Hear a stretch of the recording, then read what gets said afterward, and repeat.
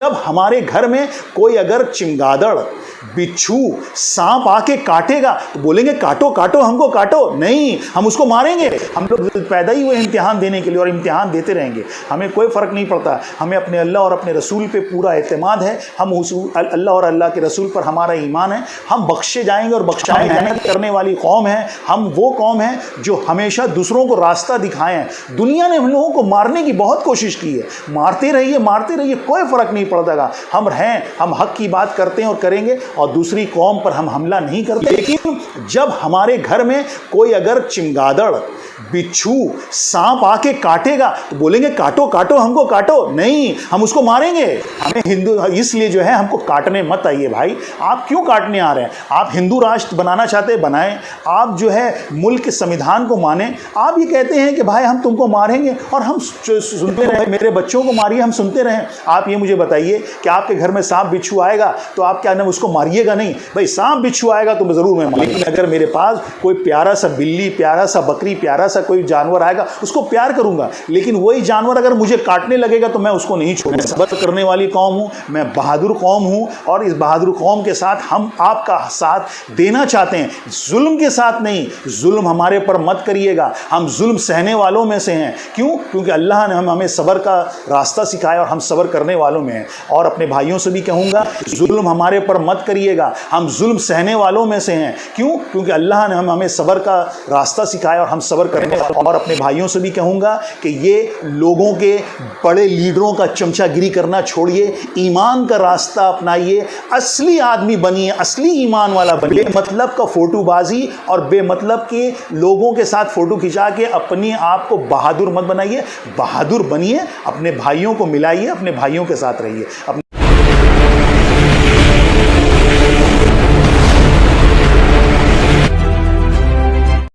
आदाब दोस्तों, आप सभी का जनता टीवी हिंदुस्तान में स्वागत है।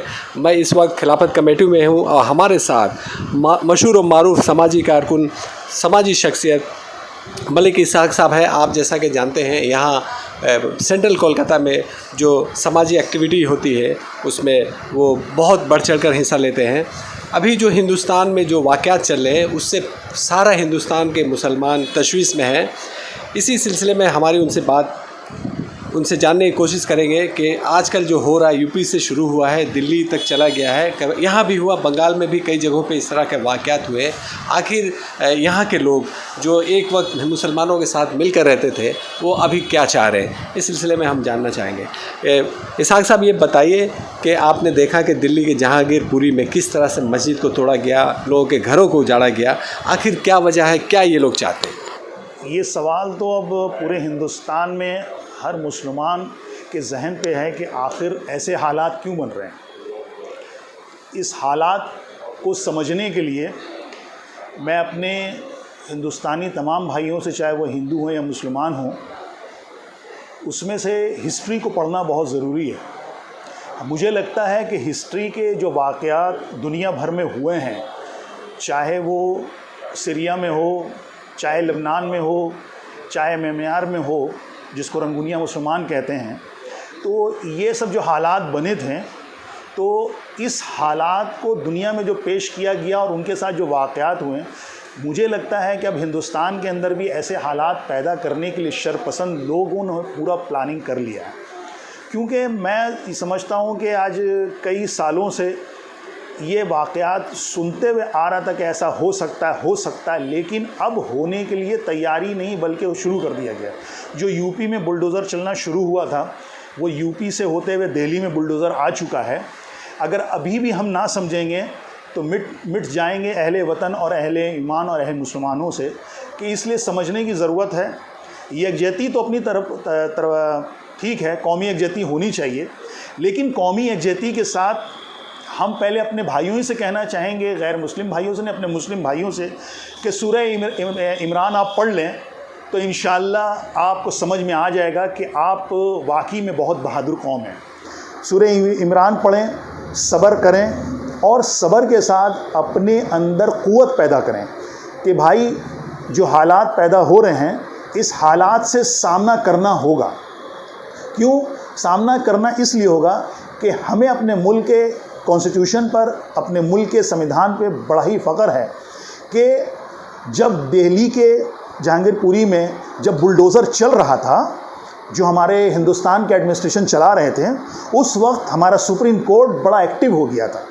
हमारे मुस्लिम भाई, हमारे जो सेकुलर लोग हैं, वो पूरे हिंदुस्तान में परेशान थे, लेकिन हमारा जो सुप्रीम कोर्ट का बेंच है वो काफ़ी ही ज़्यादा एक्टिव हो गया था। क्यों?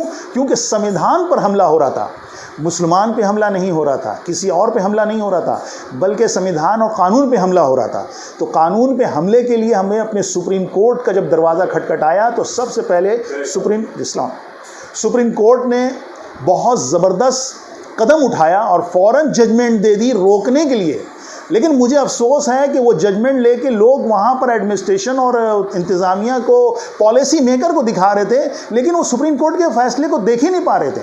10 बजे ही सुप्रीम कोर्ट ने फैसला दे दिया कि उसको रोकना है, उसको स्टे करना है, लेकिन उसके बाद भी वो अपने कार्रवाई पे तैयारी थी। वो तो हिंदुस्तान के कुछ लोग उतर के फ़ौरन उसका प्रोटेस्ट किए, तो तब जाके आपके बुलडोज़र रुका। ये बुलडोज़र चलाने से क्या होगा? अरे जैसे आपके हमें गैस में भर के मारा गया था, बहुत से यहूदियों को मारा गया था। मुझे तो ये लगता है कि ये नस्ल कशी, यानी कि जो ये होने जा रहा है, ये 8वां स्टेप है। हम मुसलमानों को हमें जो है सेकंड सिटीज़नशिप बनाने का भी मरहला तैयार किया जा रहा है कि हम हिंदुस्तान के सिटीज़नशिप जो है हमारी सेकंड हो। भाई क्यों? हमने तो अगर देखा जाए हमारी तारीख उठा के, तो हम लोगों ने तो हज़ारों साल हुकूमत किया, लेकिन अपना मुल्क नहीं बनाया, ना अपने भाइयों को क्या तकलीफ़ दी। अगर यही होता तो 1000 साल ही मुसलमानों का हुकूमत रहा, कितने हिंदू मुसलमान हुए। लेकिन अभी भी आप देखिए तो हमारे साथ ये है कि आपकी तादाद ज़्यादा है, आप ख़तरे में कहाँ हैं? आप कहते हैं हिंदू ख़तरे में है, ये मतलब हिंदू पसंद लोग यानी कि शर पसंद लोग कहते हैं, हमारे हिंदू भाई नहीं कहते हैं कि हिंदू ख़तरे में है। अरे हिंदू ख़तरे में कैसे होगा? 80% तो आप है, 20% हम हैं, तो क्यों ख़तरे हो सकता है? लेकिन इतना समझिए कि हम सब्र करने वाली कौम हैं और हमारा तारीख़ बहुत पुराना है और हम सब्र करेंगे, हमें कोई वो फ़र्क नहीं पड़ता है, क्योंकि मुझे मालूम है अल्लाह एक है, रसूल एक है, हमें नेक रास्ता, नेक काम बताया गया, हम नेक काम करते रहेंगे। क्यों? मंदिर जब उस मस्जिद पे हमला हो रहा था तो हमारे ही वहाँ जो भाई है बगल में मंदिर, उस पर तो हमला नहीं किए कभी, और कभी ऐसा तो वहाँ हिंदू मुस्लिम का राइट का मामला नहीं हुआ था। आखिर क्यों? ये हम अपने हिंदुस्तान के एडमिनिस्ट्रेशन के साथ, पॉलिसी मेकर और अपने इंडिया के जो हुकूमत हमारी अपनी है, अपने हुकूमत हिंद से ये गुजारिश करते हैं, आप ये क्या कर रहे हैं? आप जो है इस संविधान का आपने शपथ लिया और आज आप जो है हम लोगों के साथ ये क्यों कर रहे हैं? इसका वजह क्या है भाई? आप स्ट्रेट एंड फॉरवर्ड में आप हम लोगों को बताइए ना भाई, काहे आप हमारे साथ ऐसा हालात बना रहे हैं? हम रास्ते में अगर उतरते हैं कुछ बात करने के लिए तो हम लोगों को अरेस्ट कर लिया जाता है, उनके ऊपर तमाम धाराएं लगा दी जाती हैं। भाई ये सब करने से कुछ नहीं होगा।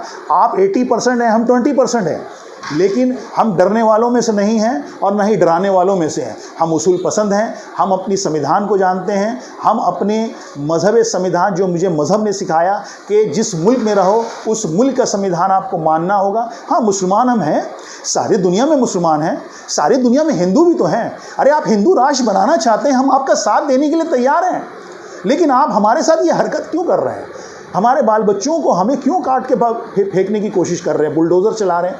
अरे बाबा, आपको हिंदू राष्ट्र बनाना है ना, तो आप एक तारीख़ आपका लिखना चाहिए ना कि मिलजुल के हिंदू राष्ट्र बनाया गया। जब हमने हिंदुस्तान को हिंदुस्तान बनाया तो हिंदू राष्ट्र बनाना है तो आइए मिल के हम लोग बनाते हैं। आपको हिंदू राष्ट्र बनाना है, कोई फ़र्क नहीं पड़ता है, हमें हिंदुस्तान चाहिए। क्यों? अगर अच्छा आप हिंदू राष्ट्र बना लेंगे तो क्या हम क्या नाम है हिंदुओं का तौहीन करेंगे या उनका? हम तो आपका आज राष्ट्र हिंदू राष्ट्र नहीं है, फिर भी हिंदुओं का एहतराम करते हैं, हम राम पुरुषोत्तम का एहतराम करते हैं, उनकी बातों को समझते हैं और उनका एहतराम करना हमारा फ़र्ज़ अवलीन है, क्योंकि हमें मज़हब सिखाता है कि दूसरे मज़हब को जिस रोज़ तुमने बुरा कहना शुरू कर दिया तुम अपने मज़हब से निकल जाओगे। मैं अगर कट्टर मजहबी हूँ तो पहले मैं ये समझ सकता हूँ कि मैं दूसरे के मज़हब को, दूसरे के लोगों लोगों को तनकीद और बुराई नहीं कर सकता हूँ, क्योंकि हम अपने मज़हब से निकल जाएंगे।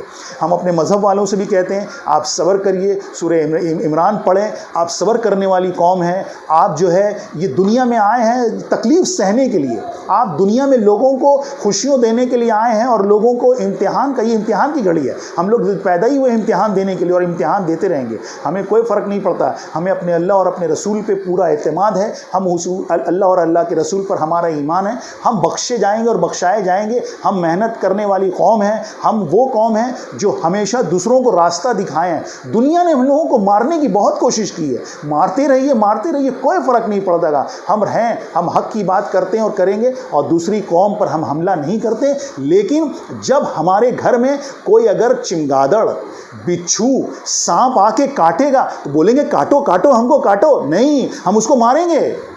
हमें हिंदू, इसलिए जो है हमको काटने मत आइए भाई। आप क्यों काटने आ रहे हैं? आप हिंदू राष्ट्र बनाना चाहते हैं, बनाएं। आप जो है मुल्क के संविधान को मानें। आप ये कहते हैं कि भाई हम तुमको मारेंगे और हम सुनते रहें। क्यों भाई, मेरे बच्चों को मारिए, हम सुनते रहें। आप ये मुझे बताइए कि आपके घर में सांप बिच्छू आएगा तो आप क्या ना उसको मारिएगा? नहीं भाई, सांप बिच्छू आएगा तो ज़रूर मैं मारूंगा। लेकिन अगर मेरे पास कोई प्यारा सा बिल्ली, प्यारा सा बकरी, प्यारा सा कोई जानवर आएगा, उसको प्यार करूंगा। लेकिन वही जानवर अगर मुझे काटने लगेगा तो मैं उसको नहीं छोड़ूंगा। मैं सब्र करने वाली कौम हूँ, मैं बहादुर कौम हूँ, और इस बहादुर कौम के साथ हम आपका साथ देना चाहते हैं, जुल्म के साथ नहीं। जुल्म हमारे पर मत करिएगा, हम जुल्म सहने वालों में से हैं। क्यों? क्योंकि अल्लाह ने हमें सब्र का रास्ता सिखाया और हम सब्र करने वालों में हैं। और अपने भाइयों से भी कहूँगा कि ये लोगों के बड़े लीडरों का चमचागिरी करना छोड़िए, ईमान का रास्ता अपनाइए, असली आदमी बनिए, असली ईमान वाला बनिए। बेमतलब का फ़ोटोबाजी और बेमतलब के लोगों के साथ फ़ोटो खिंचा के अपने आप को बहादुर मत बनाइए। बहादुर बनिए, अपने भाइयों को मिलाइए, अपने भाइयों के साथ रहिए। अपने भाइयों से भी ये पैगाम देते हुए अपनी बात ख़त्म करता हूँ। जय हिंद।